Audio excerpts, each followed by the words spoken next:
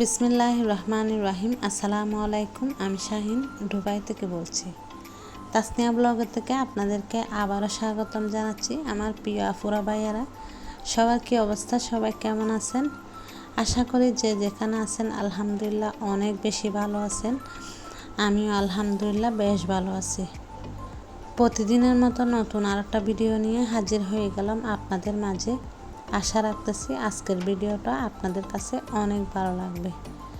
আজকের ভিডিওটা একদম সকাল সকাল থেকে স্টার্ট করলাম। তো বাচ্চাদের জন্য রুটি করে নিচ্ছি।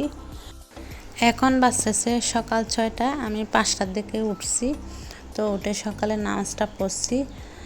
সকালের নামাজটা পড়ে আবার 15-20 মিনিটের মতো আর কি ঘুমাইছি। ঘুম থেকে উঠে এখন বাচ্চাদের খাবারটা রেডি করে নিচ্ছি। আর বেশিরভাগ টাইমে দেখা যায় সকালের নামাজটা আর কি একদম খাজা হয়ে যায়।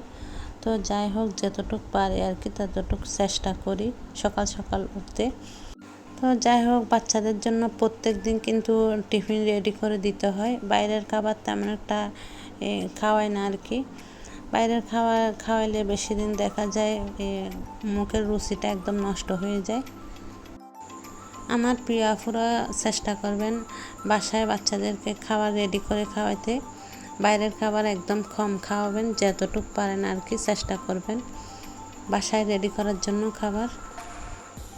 আপনাদের সাথে কথা বলতে বলতে আমি এখানে একটা সন্ধি ফিশ রেডি করে নিছি। ভিতরে যে মাংসটা দিছি আর কি সেটা হচ্ছে গরুর মাংস। গরুর মাংসকে আমি ব্লেন্ডার মেশিনে ব্লেন্ড করে তারপর রান্না করে নিছি। তো যাই হোক, ভিডিও অফের মধ্যে আর একটা সন্ধি ফিশ রেডি করে নিছি। 2 ভাই বোনের জন্য 2টা রেডি করে নিছি। আমার 4 বাচ্চাদের জন্য রেডি করে নিছি। ওদেরগুলা কিন্তু আমি ভিডিও করিনি। ছেলে আর মেয়ে দুইজনেই স্কুলে চলে গেছে। তো আমরা সকালে নাস্তাটা করে নিলাম। এখন ব্যাংকটা ভেঙে নিলাম আর কি। এটা কিন্তু অনেকক্ষণ সময় লাগছে ভেঙে নিতে। ছোটোবেলাতে কিন্তু অনেকটা শখ আমার ব্যাংকে টাকা রাখার। তো এখানে সবগুলা হচ্ছে 1 দিরহামের কয়েন। কাগজের টাকা কম ছিল।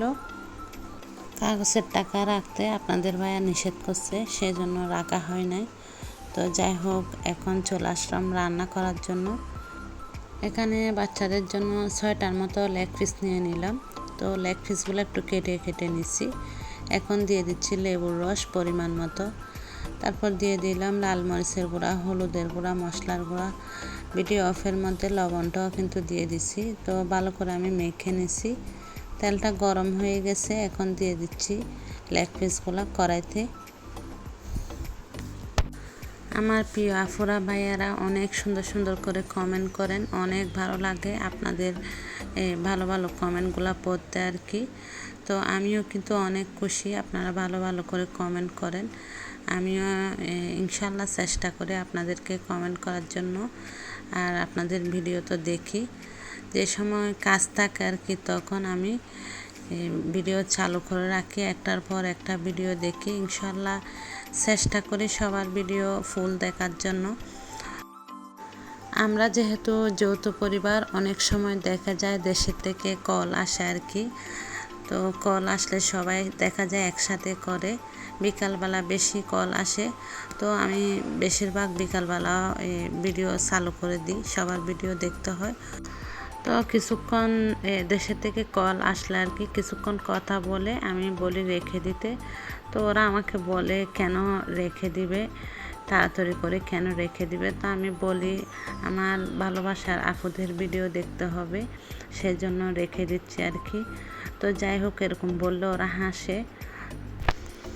আসলে আমার প্রিয় আফুরা কখন যে আমার ঘরের সদস্য হয়ে গেছেন আমি নিজেও বুঝতে পারিনি।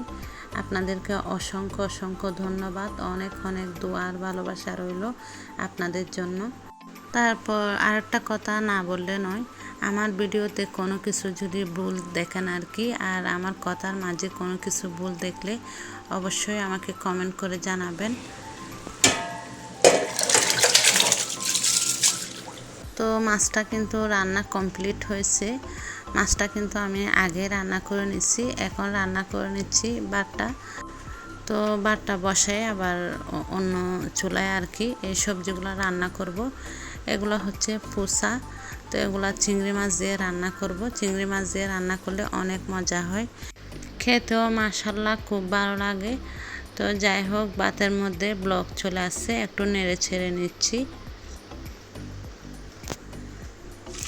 এখন সবজিগুলো রান্না করে নিব। এখানে দিয়ে দিচ্ছি পরিমাণ মতো পেঁয়াজ। তো ভাতটা কিন্তু কমপ্লিট হয়ে গেছে, এখন গ্যাসটা অফ করে দিচ্ছি আর কি। তো ফ্যানটা গেলে নিব। প্রত্যেক দিন ভাত রান্না করলে ফ্যানটা গেলে রান্না করি।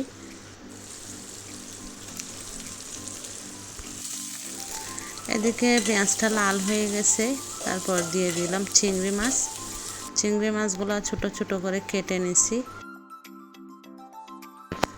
আমার আজকের ভিডিওর কোনো অংশ যদি আপনার কাছে একটু ভালো লেগে যায়, প্লিজ একটা লাইক দিতে কিন্তু একদম ভুলবেন না। আর আপনি যদি আমার চ্যানেলে নতুন হয়ে থাকেন, চ্যানেলটি সাবস্ক্রাইব করে পাশে থাকবেন। বেল বাটনের অল অপশনটি প্রেস করে রাখবেন, এতে করে আমার ভিডিও ছাড়া মাত্রই আপনার কাছে নোটিফিকেশান পৌঁছে যাবে। তিনটা কাজ আপনি যদি অলরেডি করে থাকেন, আপনাকে অসংখ্য ধন্যবাদ। মরিচ মশলাটা ভালো করে কষিয়ে নিয়ে দিয়ে দিলাম পুঁচাটা। তো এখন ঢাকনা দিয়ে ঢেকে দিছি। আর এদিকে ভাতের ফ্যানটাও গেলে নিছি। ভাতের ফ্যানটা গালার পরে আবারও চুলার মধ্যে দিয়ে দিছি। অল্প কিছুক্ষণ রাখছি আর কি, যাতে পানিটা টেনে যায়। তো যাই হোক, ভাতটা কিন্তু একদম রান্না কমপ্লিট। পুঁচার তরকারিটা ভালো করে কষিয়ে নিছি। কষিয়ে নিয়ে পানি দিয়ে দিছি পরিমাণ মতো। তো কয়েকটা কাঁচামরিচও দিয়ে দিছি ফালি করে। এখন দিয়ে দিচ্ছি উপর থেকে ধনিয়া পাতা। তো তরকারিটা কিন্তু কমপ্লিট হয়েছে। তো দুপুরে খাওয়া দাওয়া করলাম, অনেকক্ষণ রেস্ট করলাম। রেস্ট করে চলে আসলাম আবারও কিচেনে। এখন এখানে আমি এই চিকেন পাকোড়া বানিয়ে নিচ্ছি। আজকের মতো এখানে বিদায় নিচ্ছি। আল্লাহ হাফেজ, আসসালামু আলাইকুম।